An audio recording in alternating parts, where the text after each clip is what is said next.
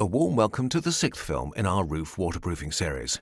In it, we look at the principles that apply to the point where the edge of a flat roof joins the upstand or parapet or other rising wall. As you know from the Flat Roofs series you watched last semester, a flat roof acts as a collecting basin for water on account of its upstand. The layers that make up the flat roof all connect to this upstand. If the roof is accessible, to be used as a terrace for example, some sort of fall protection is also required. This may involve fitting railings on the upstand or raising the height of the upstand to form a parapet wall. The junction between the flat roof and any such breastwork or other rising wall is made in the same way as the junction with the upstand. Whatever the arrangement, you need to follow one important basic principle.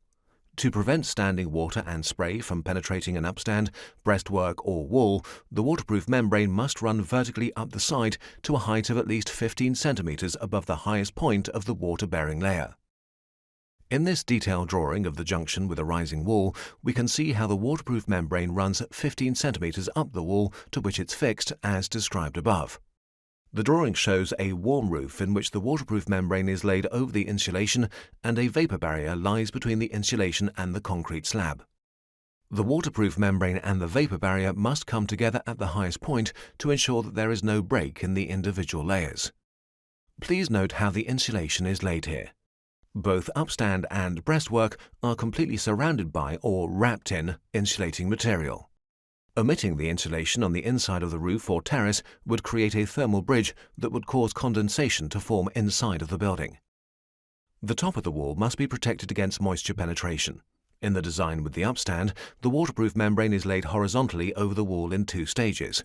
First over the top edge of the load-bearing wall, then over the wooden substructure beneath the metal coping.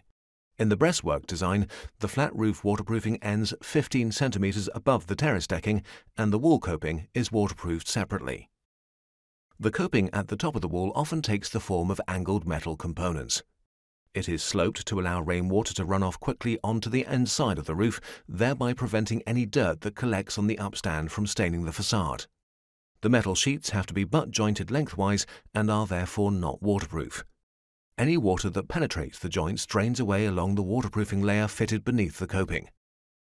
Since the metal sheet used has to be relatively thin, the coping often buckles and so cannot be laid with complete accuracy.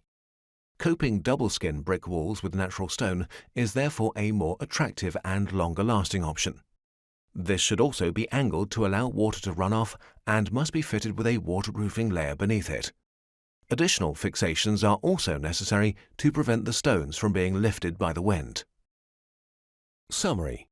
Where the edge of a flat roof joins the upstand or a parapet or other rising wall, the following principle applies. To provide protection against standing water and spray, the waterproof membrane must run vertically upwards to a height of at least 15 centimeters above the highest point of the water-bearing layer. Any upstand or breastwork must be completely surrounded by insulating material in order to prevent thermal bridges. The top of the wall must also be protected against moisture penetration. Where there is an upstand, the waterproof membrane is laid horizontally over the wall in 2 stages. The upstand is finished with a sloping metal panel or natural stone coping.